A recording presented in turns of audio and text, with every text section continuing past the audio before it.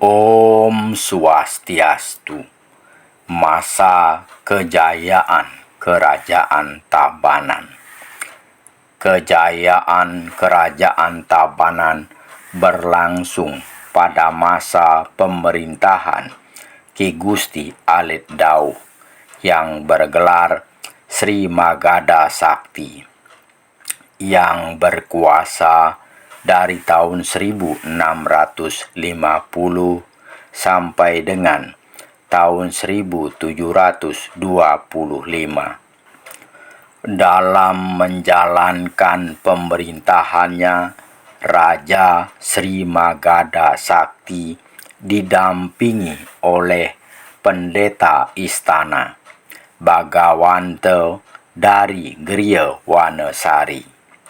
Dalam masa pemerintahannya, Kerajaan Tabanan berhasil memperluas daerah kekuasaannya dengan menaklukkan daerah-daerah bekas kekuasaan Ki Gusti Kaler, yaitu Penida, dan dapat menguasai bekas kekuasaan Puri Gede Pupuan yang pernah dikuasai oleh 3 pungakan.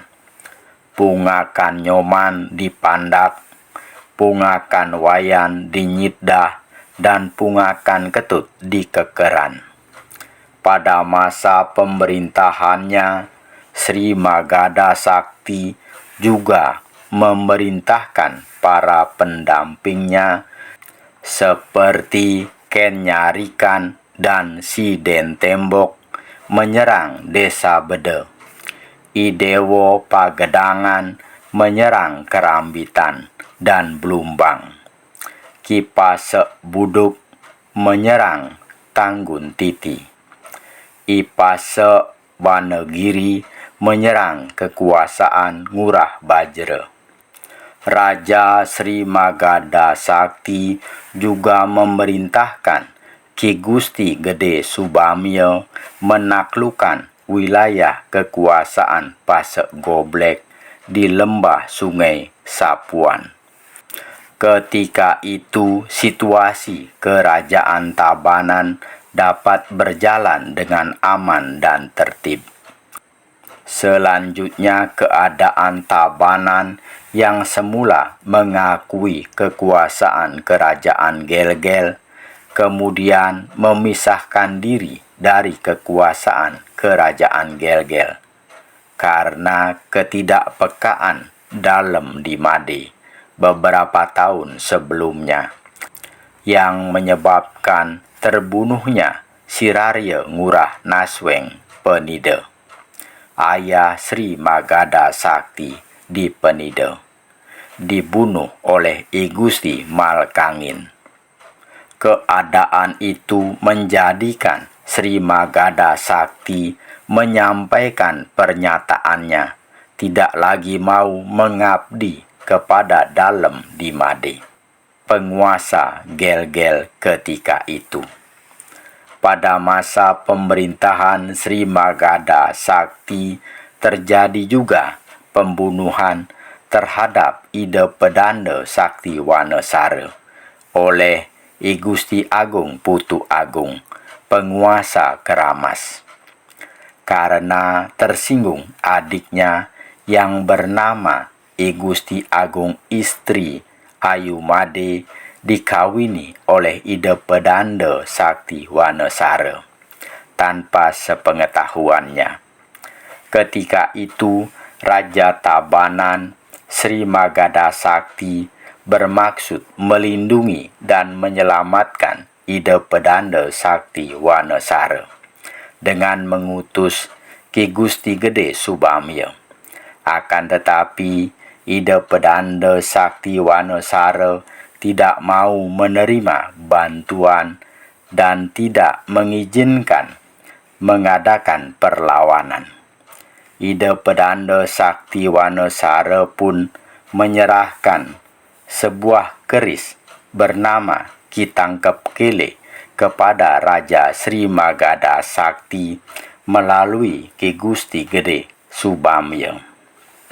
Akan tetapi keris itu diserahkan kembali oleh Raja Tabanan kepada Ki Gusti Gede Subamio. Sebelum wafat dibunuh oleh I Gusti Agung Putu Agung, Ida Pedanda Sakti Wanasara meminta kepada semeton Brahmana Geniten di Geria Pasekan untuk menghormati keris pusaka Ki Tangkep Kele, peninggalannya itu. Keris pusaka Ki Tangkep Kele itu selanjutnya disimpan di jero Subamio.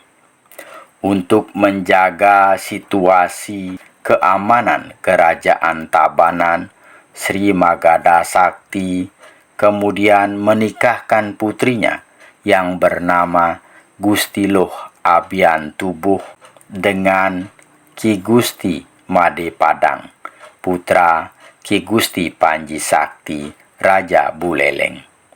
Begitu juga setelah berdirinya Kerajaan Mengui, Sri Magadha Sakti juga mengadakan kerjasama dengan Kerajaan Mengui, terutama dalam bidang keamanan wilayah.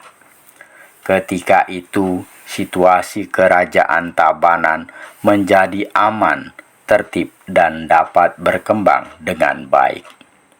Setelah 75 tahun Kerajaan Tabanan mengalami masa kejayaannya dengan ditandai luasnya wilayah, rakyat merasa keadaan aman dan tentram.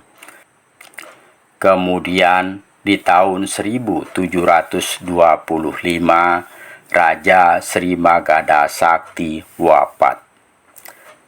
Raja Sri Magadha Sakti meninggalkan banyak putra.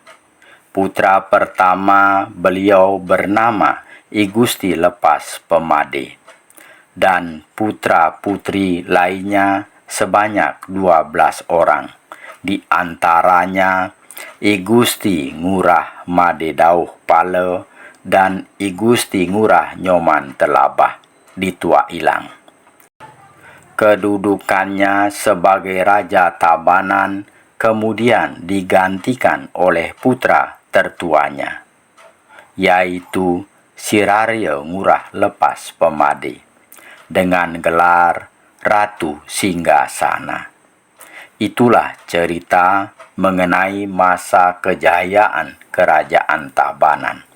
Cerita itu saya olah dari berbagai sumber, di antaranya dari buku Perjalanan Arya Damar dan Arya Kenceng di Bali, yang ditulis oleh tim sejarah Yayasan Kerti Budaya, yang penulis utamanya Drs AAN Putra Dharma Nuraga. Semoga ada manfaatnya. Apabila ada penyampaian yang kurang berkenan, mohon dimaafkan. Saya akhiri dengan menghaturkan Parama Santi. Om Santi, Santi, Santi Om. Terima kasih.